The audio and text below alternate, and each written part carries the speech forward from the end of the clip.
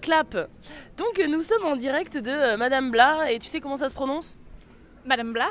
Non, je crois que ça se dit Blanc. Blanc. Parce que Birgitta vient de... Elle est danoise. Elle est danoise, voilà, elle vient de Danemark.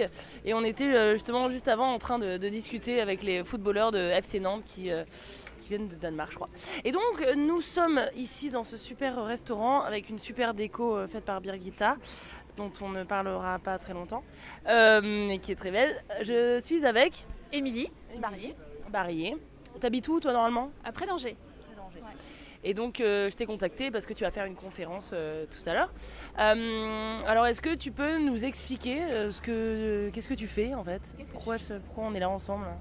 Alors on est là pour envisager la communication avec les animaux qui existent par différents biais.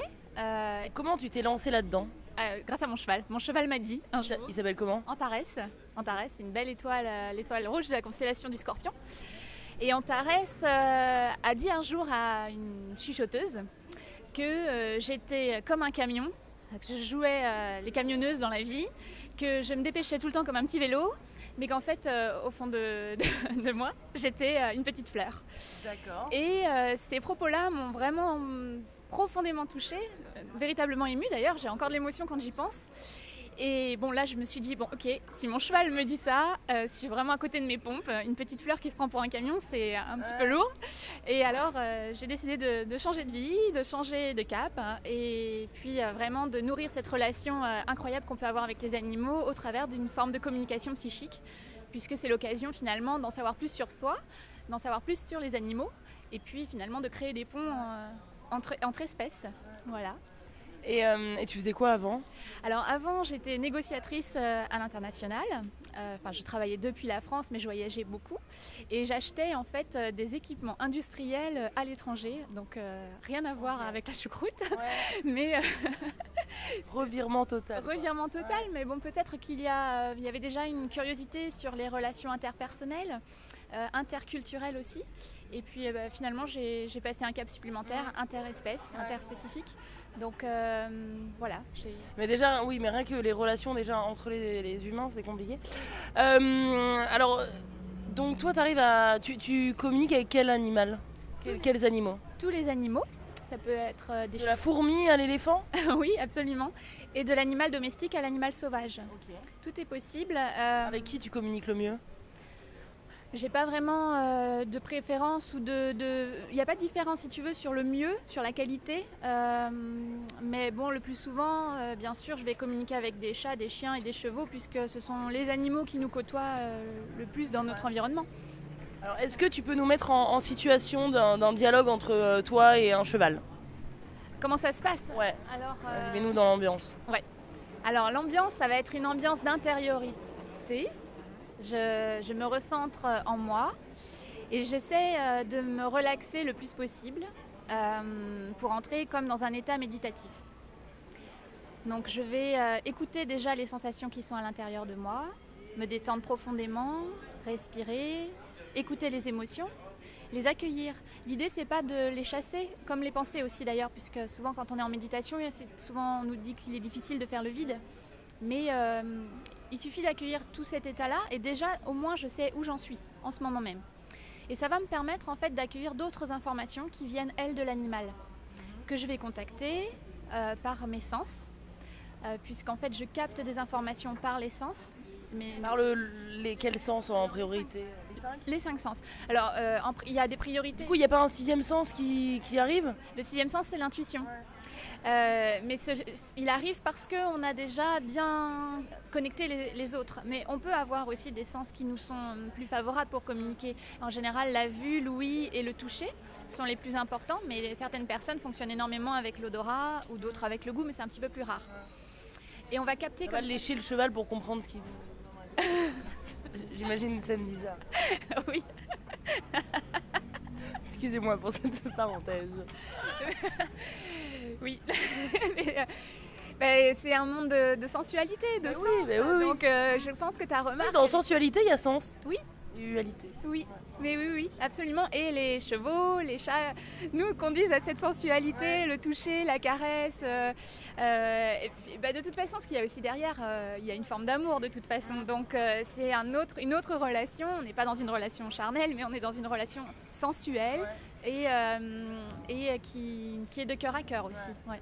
Et donc toi tu arrives à communiquer plus avec avec quel sens Alors, celui qui fonctionne le mieux pour moi, c'est l'ouïe et puis aussi la vue. Donc, je vais avoir des mots, des phrases entières. T'entends ce que le cheval dit? Oui, j'entends ce que le cheval dit. Comment ça se fait? C'est pas dans... Moi, je suis perturbée, hein. Oui. J'arrive, tout ça. Oui. Mais est-ce que c'est pas toi qui imagine, tu vois? La question... C'est une interprétation. Absolument. La question de l'imagination est fondamentale et de l'interprétation aussi, parce qu'on peut faire énormément de projections. Bien sûr, ils n'ont pas la parole, donc ils ne peuvent pas nous dire si ce que nous ressentons est juste. Bien sûr qu'on part d'un vécu absolument subjectif. Et quand on communique avec les animaux, on va espérer tendre vers une forme plus objective de la communication. Alors ce qui est très intéressant, c'est quand on est à plusieurs, qu'on fait la même expérience de communication avec un animal et que nos réponses convergent vers une information qui est cohérente. C'est vraiment comme en mathématiques. Quand on essaie d'établir une loi, on expérimente et puis si on a des résultats qui convergent vers un résultat, on essaie d'en tirer des conclusions. Et c'est là où notre capacité analytique est aussi très importante. C'est comme un jeu de devinettes, mais c'est vrai qu'il faut le faire avec raison, parce qu'il y a des enjeux derrière. On parle d'un animal, il nous fait confiance. L'idée, c'est d'améliorer la relation, la situation pour lui. C'est sûr qu'on n'a pas envie de le trahir en émettant des informations qui sont fausses. Alors, il faut beaucoup pratiquer et puis en fait, beaucoup dialoguer avec les gardiens de ces animaux qui vont, eux, valider aussi notre ressenti. Il ne faut pas trop leur en demander et puis on va voir ce qui va émerger. Et en fait, on a des résultats qui corroborent tout à fait la réalité. Et c'est incroyable parce qu'en fait, le nom de ton travail, c'est... Moi, je suis praticienne en psychologie parce que j'ai voulu comprendre la psyché et comment la conscience peut fonctionner. J'avais vraiment envie de tout comprendre, de tout. On dit psyché parce que parfois j'entends psyché, mais non, c'est différent. Je suis psyché, hein, peut-être qu'on me corrigerait, je sais pas. Non, mais je sais pas, je me le demandais. Ouais. Et je suis aussi interprète pour les animaux. C'est comme ça qu'on va pouvoir m'appeler par rapport à la communication animale. Mais l'idée pour moi, c'est vraiment très important d'établir un lien entre les hommes et les animaux. C'est vraiment ce qui me tient moi à cœur. Et tu travailles avec quel genre de personnes? Est-ce que tu travailles avec des vétérinaires? Est-ce que tu travailles avec la SPA? Avec qui tu travailles? Alors, je travaille... Qui tu aides en fait? Oui, c'est une très bonne question. Je vais aider des gens qui sont effectivement en contact des animaux. Ça peut être des particuliers qui ont une relation très privilégiée avec leur animal et qui ont envie d'améliorer la relation, la complicité qui existe déjà. Ou bien je vais pouvoir être contactée par des gens effectivement qui travaillent en tant que soigneurs avec les animaux. Donc ça peut être des ostéopathes, des praticiens shiatsu, des vétérinaires aussi. Ils sont ouverts, ça commence. Ouais. Oui, tout à fait. Et qui d'autre encore? Des gens curieux aussi, et des gens effectivement qui travaillent avec des animaux qui sont dans la médiation animale. Par exemple, je suis contactée par quelqu'un qui attend d'ailleurs de ma part une communication pour un chien qui aurait dû être guide d'aveugle. Justement, je pense à ça. Mais il semblerait que ce ne soit pas sa carrière. Il ne semble pas fait pour. Donc on va voir avec lui ce qu'il a envie de donner dans sa vie et comment on peut l'accompagner pour un replacement. Voilà. D'accord. Quelle a été ta rencontre animale la plus marquante ou la plus drôle? Est-ce qu'il y en a une en tête ou plusieurs même? Oui, il y en a une en tête assez récente avec Merlin, c'est un chat. Et puis en fait sa propriétaire ou sa gardienne l'avait confié pour une garderie parce qu'elle partait en vacances. Et puis elle n'était pas très rassurée. Elle aime énormément son chat. Elle m'a contactée par l'intermédiaire d'une amie. Et puis en fait l'idée c'était de retrouver ce chat parce qu'il avait disparu. Il s'était échappé du refuge, de la pension.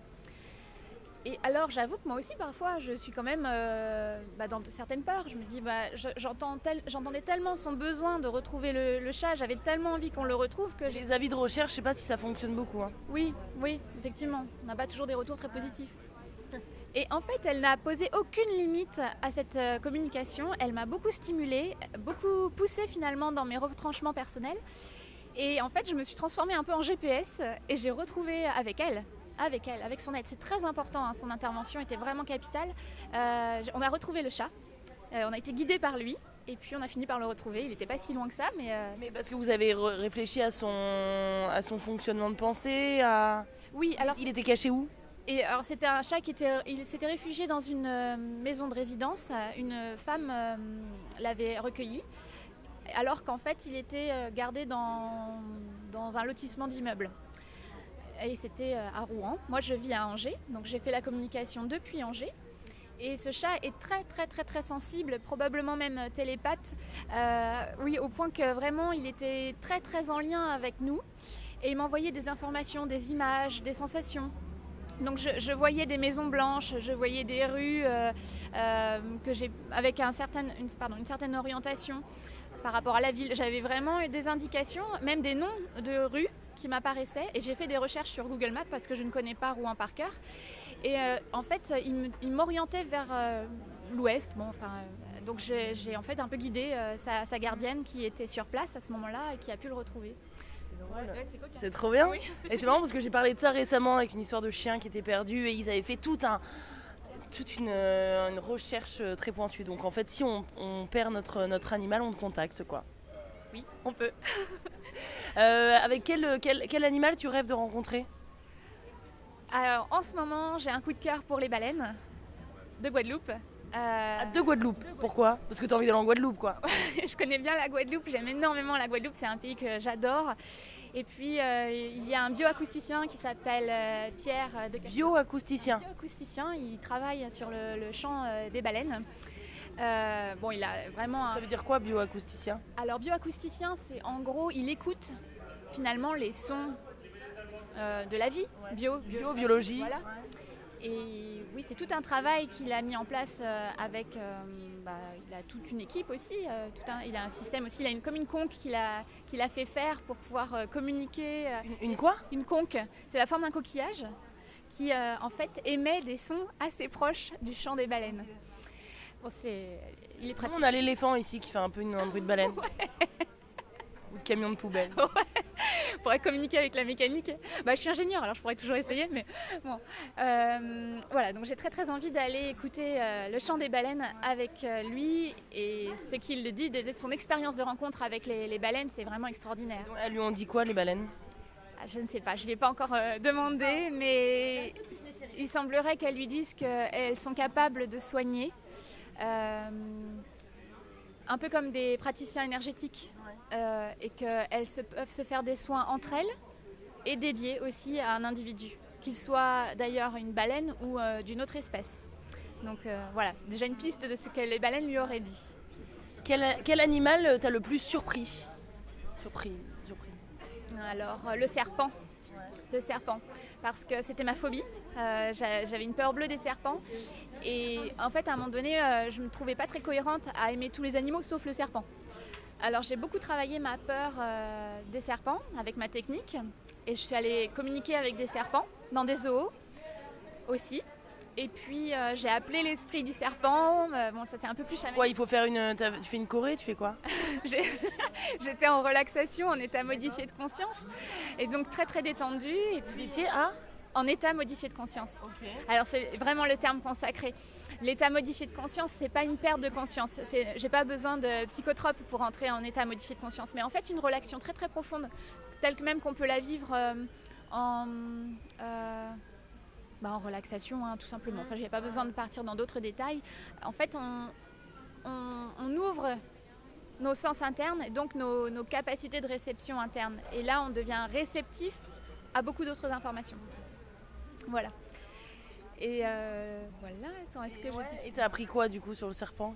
Alors le serpent, ce qui m'a appris, c'est que le serpent, en fait, il y a une chose. Alors je vais vous partager ça. C'est pas forcément la seule chose qui m'a appris, mais ça m'a beaucoup intéressée. J'ai du mal, moi, avec le mensonge, par exemple. C'est quelque chose. Moi aussi. Ça me met très mal à l'aise. Ouais, Birgit, elle passe devant la caméra. Non, mais elle se sent comme chez elle. Hein. Non, vas-y, mais sens-toi comme chez toi. Hein. Voilà, Birgitta, elle est authentique, elle n'est pas dans le mensonge. C'est pour ça qu'on l'aime. Vraiment. Et donc voilà, ça me met très mal à l'aise, j'ai horreur de ça et j'ai toujours peur qu'on pense que je mens. Enfin voilà, bon. Alors je demandais au serpent comment je pouvais guérir de ça. Il me dit, tu sais, moi j'ai quelque chose qui est très très puissant en moi et qui fait peur à tout le monde, c'est le venin. Il ne faut pas croire, le venin, je l'utilise que quand je suis obligée de le faire. Donc c'est comme s'il m'avait dit, j'utilise ce qu'il y a de pire en moi quand j'en ai véritablement besoin. Alors peut-être que le pire en moi, c'est le mensonge. Et peut-être que de temps en temps, un petit mensonge, c'est pas si grave. Ça va juste permettre que les rouages de la vie fonctionnent un peu plus facilement, un peu plus rapidement. Ça tue personne, hein, c'est pas... personne. Et même pas. Voilà, donc ça tue personne. Et maintenant, t'es plus phobique? Non, plus du tout. T'as une autre phobie, elle s'est déplacée ou pas? Non, je crois pas. J'en ai pas encore conscience. Mais c'est une très bonne question. Est-ce que c'est déplacé? Ça, c'est vraiment intéressant. J'en ai pas conscience aujourd'hui, je te rappellerai. Quel est ton pire animal? Mon pire animal. Ouais, celui avec qui t'aimerais pas du tout voir. Je sais pas. Ça a été le serpent, mais c'est fini. Mon pire animal. Être humain. Non, j'adore les humains. Ils sont drôles, hein, les humains. Oui, ils sont complexes. Ouais. Ils sont passionnants de ce fait-là. C'est une bonne question, je suis désolée, là, non, je suis mais un peu t'inquiète. prise de court. Mon pire animal. Est-ce que c'est plus dur d'être psychologue d'être humain ou des animaux? C'est aussi une très bonne question. Ça, c'est une très très bonne question. Ben, avec les animaux, c'est plus facile. Mais j'ai très à cœur d'être le plus possible dans le juste. J'ai pas la réponse, tu vois, dans le visible, toujours. Enfin, je vais avoir des vérifications, mais quand je vis une communication, il y a toujours une part de moi qui est dans le doute. Et en fait, elle est bien, celle-ci, parce que ce doute-là, il est bon, parce que ça m'évite d'être un gourou, ça m'évite d'être dans des certitudes qui seraient très très dangereuses et très limitantes en plus, qui m'empêcheraient de voir tout ce que je ne vois pas. Donc, finalement, ça a l'air d'être l'homme alors, qui est plus compliqué à accompagner. Est-ce que tu rêves tout le temps des animaux? Pas tout le temps. Pas beaucoup tout le temps, mais beaucoup, ouais. Ils sont très très présents dans mes rêves. Qu'est-ce que tu veux partager là pour finir cette interview? Soit une histoire rigolote, soit le rêve de ta vie, ce que tu veux, ce que tu as envie de dire. Alors, j'ai quand même envie de parler du dénominateur commun de toutes mes communications, parce que ça serait quand même un bel hommage à rendre aux animaux. C'est un peu fleur bleue, mais mon cheval m'a dit que j'étais une fleur, alors je vais être cohérente. C'est vraiment... Je sais pas pourquoi on dit fleur bleue. Ouais. Pourquoi bleu? Bleu. Bon. On laissera ça en suspens, je ferai une étude approfondie. Après, on peut voir la symbolique du bleu, la symbolique de la fleur, l'imaginaire autour de ces deux mots. L'inconscient collectif qui est autour de ça. Bon. à voir. On va garder la banane jaune. Voilà. La fleur jaune. La fleur jaune. Alors, tournesol. Le tournesol. Ouais, on va se tourner vers le soleil. Alors justement, c'est une histoire d'amour, ouais.